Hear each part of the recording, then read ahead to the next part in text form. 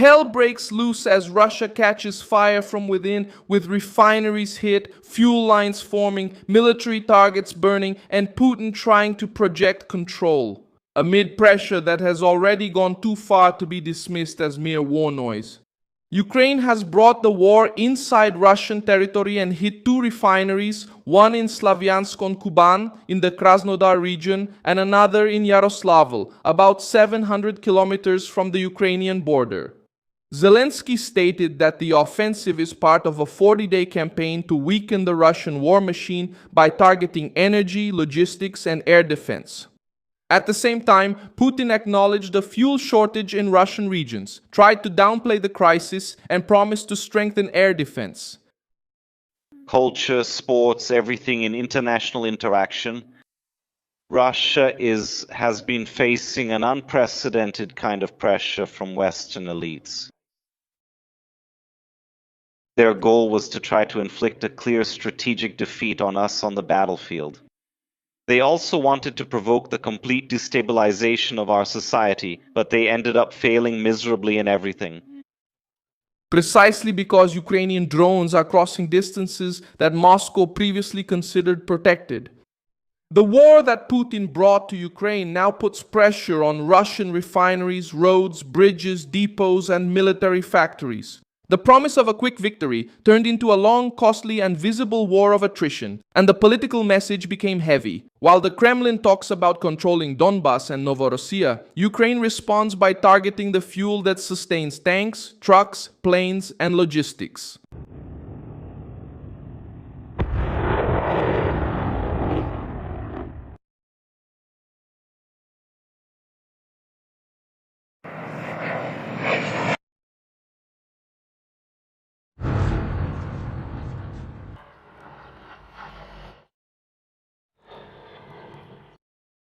What couldn't Moscow prevent? Why did Russia start to feel the heat at home? How will Putin maintain the image of strength while his own infrastructure is on alert? I'll tell you all about it in a moment. If you like this kind of straightforward and no-nonsense content, consider subscribing because we have videos like this every day. The Ukrainian offensive started gaining momentum with a series of attacks against the heart of Russia's energy sector. Zelensky confirmed that Ukrainian forces hit the Slavyansk-on-Kuban refinery in the Krasnodar region and another refinery in the Yaroslavl region during the night of June 28. The stated goal was to reduce Russia's ability to finance and sustain the war.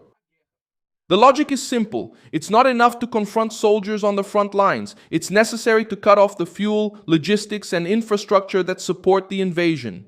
The refinery in Slavyansk-on-Kuban caught fire after the attack. Images that circulated on social media showed flames and smoke at the facility, which is considered one of the important structures for supplying southern Russia and also areas connected to occupied Crimea. Russian authorities said the destruction was caused by debris from downed drones, but the practical result was the same. A strategic refinery went into emergency mode and exposed the fragility of Russian defense. And Yaroslavl was also targeted. The region is much farther from the Ukrainian border, which increases the political impact of the attack. When a target hundreds of kilometers away is hit, the message is not just military, it's psychological.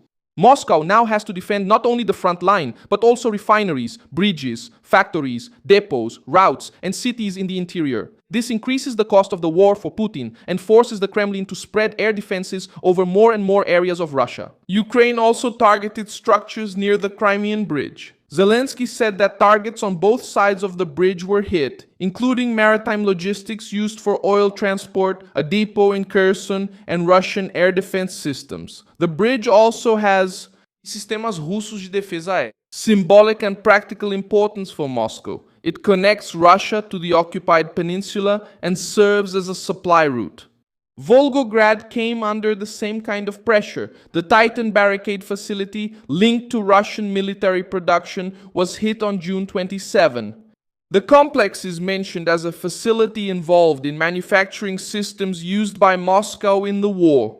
Ukraine considered the target legitimate because it was linked to the Russian military effort. This point is important because it shows a new phase. that Kyiv is not just targeting fuel depots, but also factories and structures that help Russia continue attacking. Zelensky also showed that Russia has continued heavy attacks against Ukraine. 15 Ukrainian regions were mentioned as targets of Russian bombings in the same week, including areas like Kherson, Zaporizhia, and Kharkiv.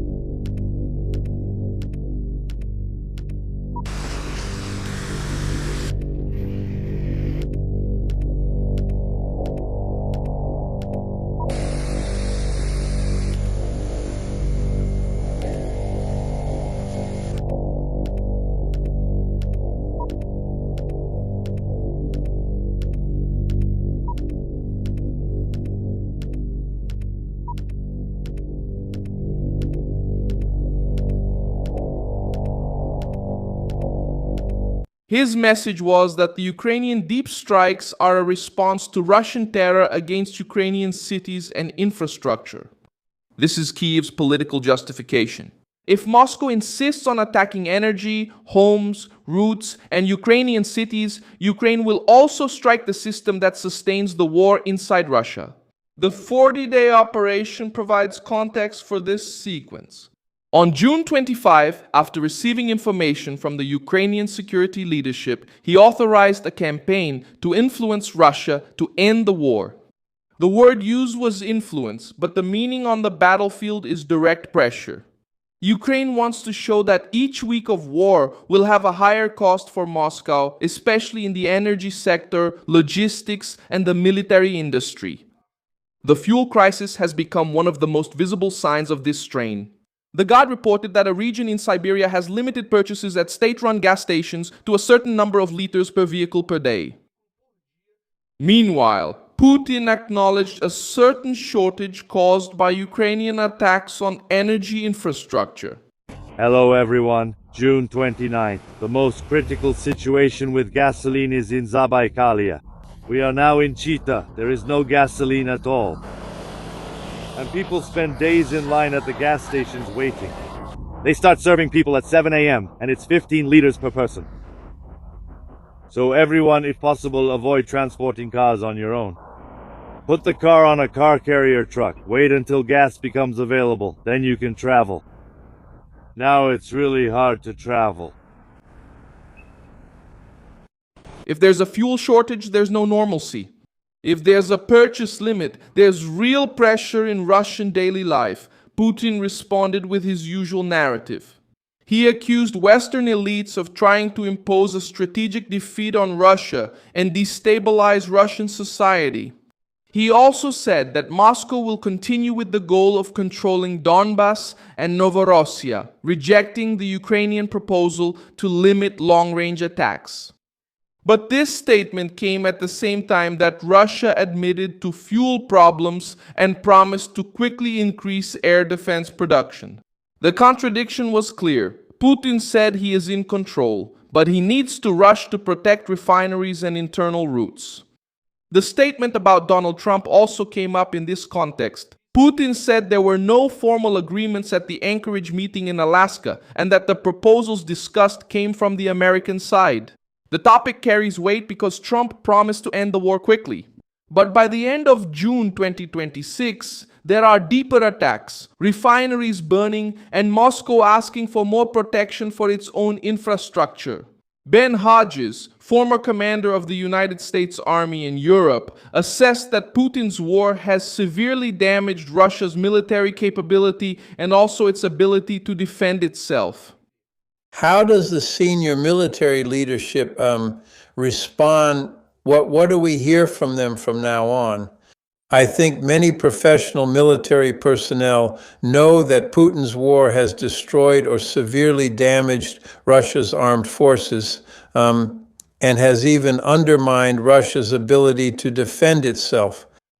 And I think at some point I have nothing to base this on except history.